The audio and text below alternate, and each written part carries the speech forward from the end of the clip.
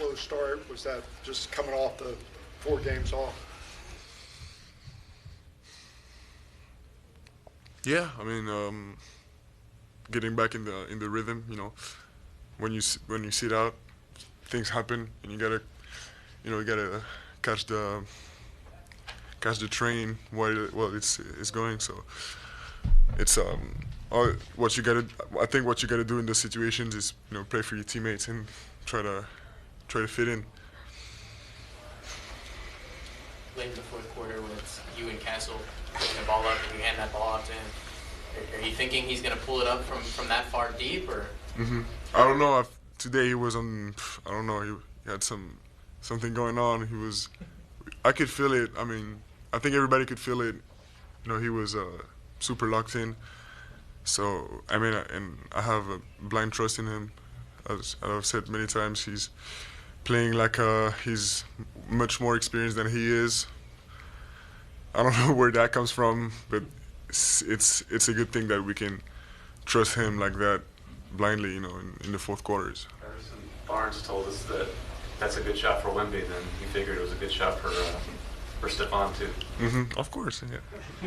Yeah, we trust him. I mean, it's knowing where we want to go and where we want Steph to be, how important we want him to be in the future.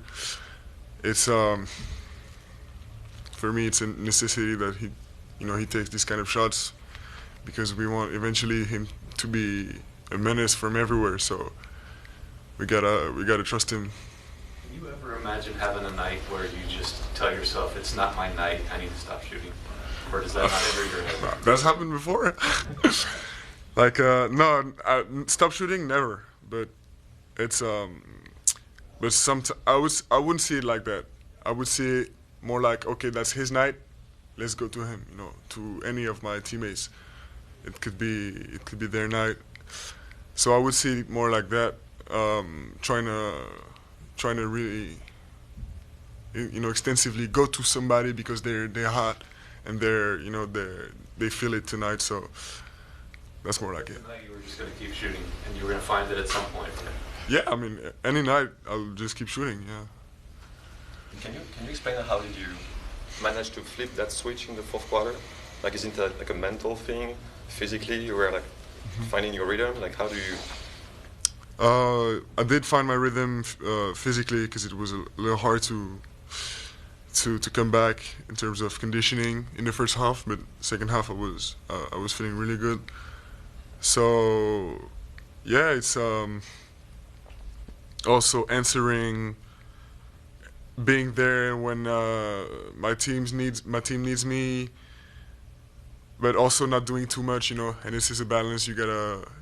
It's a balance thing you gotta learn as an NBA player, because there's a lot of games, lots of tight games. So yeah, it's something. Is a switch I'm trying to flip on demand, Speaking of that balance, when the fourth quarter comes around, does that balance tend to shift more toward, okay, my time, this is where I'm going, to be a little bit more assertive, or I'm going to look for better shots, or, whatever? This is for sure. Of course, during the game we're trying to have that attitude too, but it's all during the game. It's also time to try to use a broad variety of weapons. But surprisingly, in the fourth quarter, this is when we have to come back to more simple things, strong catches, quick moves, because it's we gotta go back to our basics, and this is what every team does, and this is what they try to do too, our opponents tonight. But so yeah, I'd say surprisingly it's more simple things we gotta do in the fourth. Mitch was saying, for you personally, like, you thought your fundamentals, your basics were really strong in the fourth quarter. What does that mean to you? For you personally, what are the fundamentals and basics that that's strong catches, quick moves, not holding the ball, but also taking my time, and taking shots with confidence, and taking shots being, calm, with good feet and good preparation to the shot. Part of that led to the 9 assists. How much satisfaction do you get out of finding your teammates, setting him up for baskets? For me, I get a lot of satisfaction because it's something. It's a step in my career I'm currently in, you know, because it's before coming in the league, I never really had 10 assists more, you know, and rarely had 7+. So it's in my development, this is a step I'm willing to take because, you know, I'm trying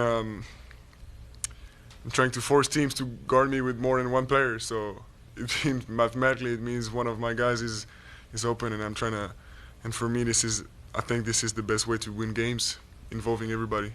Victor, what does the locker room feel like different from last year? How does it feel different? Can you capture the spirit of what's going on? How are you feeling in there? I feel like we got some more experienced brains in there, so it's a little bit easier at times to, you know,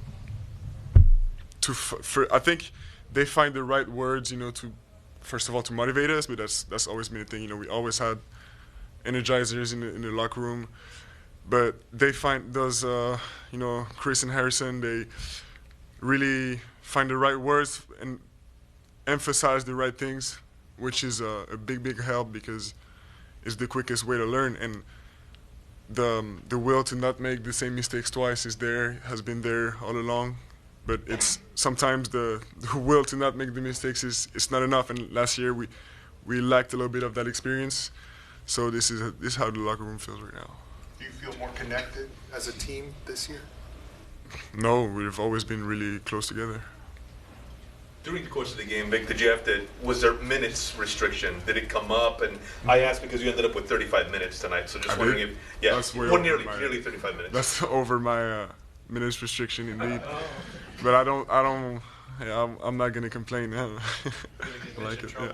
To win a third straight and be above 500 for the first time this season, is there a different sense of hope going forward, or is this a place you guys always knew that you could be? Hope is always there, you know. It's and I'm not sure it's the right word. And Chris Paul often says something really interesting. He says, we celebrate those wins. We're really happy about every single one of them, but we should expect to win. There's no game we should come into not expecting to win. So it's nobody's surprised by it. Everybody's confident, and let's say we're kind of where we want to be, above 500, and now we have the opportunity to fight for a spot in a stacked conference. So we're on the right track. I think we're going up right now. Just to clarify on the banging knees with AD, was that something that just became a bruise that hung around for a while? And you're over it now? You think it's yeah. So it was a bigger hit than I thought, bigger bruise. But it's luckily it's of course nothing's broken. It's just kind of when you get hit, Je viens d'en parler un peu, mais Stéphane l'a répété, le fait que l'objectif des joueurs, c'est d'aller en play-off cette année. Sur ce que tu vois justement, c'est un peu encore tôt dans la saison, mais est-ce que vous montrez les équipes que vous pouvez battre, les progressions que vous avez, est-ce que ça te semble définitivement accessible et réaliste, les play-off aujourd'hui? Bien sûr. Surtout que en voyant notre développement, en suivant déjà depuis plusieurs mois ce qui se passe dans le vestiaire, ce qui se passe avec les coachs, on voit qu'il y a bien sûr cette volonté de progresser, mais aussi des résultats statistiques, en stats assez avancés par rapport au reste de la ligue. Donc il y a une progression qui est factuelle, même si ça ne s'est pas tout de suite vu sur les victoires. On est à peine au-dessus de 50% de victoires, mais il y a une progression qui est statistique. Ouais, Victor, avec la victoire contre Casey lundi, là, cette victoire contre les Warriors, est-ce que tu as l'impression que vous envoyez un message à la Ligue? On va attendre 2 premiers de la conférence Ouest. Franchement, c'est pas du tout quelque chose. J'avais pas pensé à ça comme ça, mais on est vraiment concentré sur nous-mêmes, quoi.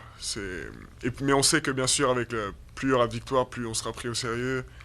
Mais pour moi, ça fait partie du développement d'équipe normal. J'espère bien qu'on sera pris au sérieux un jour. Ouais. Victor, Steph Curry a révolutionné la manière de jouer cette ligue. Est-ce que c'est un joueur que tu regardes beaucoup, donc tu t'inspires? Et si oui, de quels aspects de son jeu tu t'inspires le plus? Bien sûr, c'est un joueur très inspirant. Et moi, bien sûr, en grandissant, tout son jeu, la manière dont il se déplace sur le terrain, c'était incroyable. Mais récemment, ce qui me marque, c'est surtout son envie de gagner qui est un peu immortelle, quoi. Il joue pas juste pour jouer, il est compétitif, il est tout en haut de la conférence. Et voilà, on a l'impression qu'il veut encore chercher, qu'il cherche encore à aller prendre des bagues. Et puis même en 2022, je veux dire, j'ai vu les finales en direct. Voilà, on voit qu'il a faim. J'ai demandé à Chris Paul un petit peu si t'aidait avec les passes et pour mieux lire le jeu. Il disait qu'il t'a donné un conseil d'écouter la défense. Est-ce que tu peux nous partager certains conseils qu'il t'a donnés, nous expliquer un peu comment il t'aide au quotidien pour progresser au niveau des passes? Ouais. C'est vrai que avec l'expérience déjà de la France et puis de la saison passée en NBA, j'avais progressé sur la manière de lire les défenses, mais certaines choses ont changé chez les adversaires cette année et il m'a beaucoup aidé pour apprendre à lire ces nouvelles défenses. Plutôt que de prendre une demi-saison à s'adapter, on a déjà commencé, comme je disais avant. Statistiquement, on a déjà beaucoup progressé et les coachs font un super travail aussi de me montrer des clips et pour voir vraiment concrètement comment on peut régler les choses. Et souvent, sur la plupart des pick and roll, c'est Chris et moi, donc on fait vraiment des séances vidéo ensemble où on peut partager ces choses-là, mais franchement, ça n'a pas de prix de travailler avec lui. Merci.